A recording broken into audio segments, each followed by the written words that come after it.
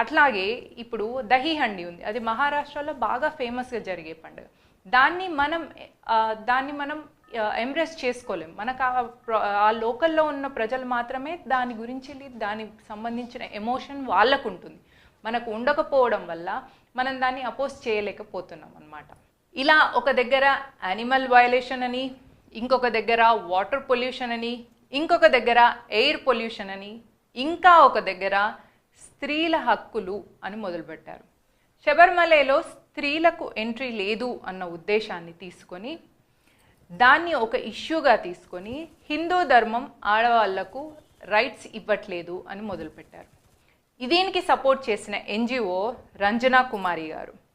ఈమెకు 4 నుంచి 5 కోట్ల వరకు ఫారెన్ ఫండ్స్ వచ్చినాయి. అవి కూడా నెదర్లాండ్ చర్చ్ నుంచి వచ్చినట్టుగా సమాచారం ఉంది. 90% ఈమెకు వచ్చిన ఫండ్స్ అన్ని ఫారెన్ నుంచి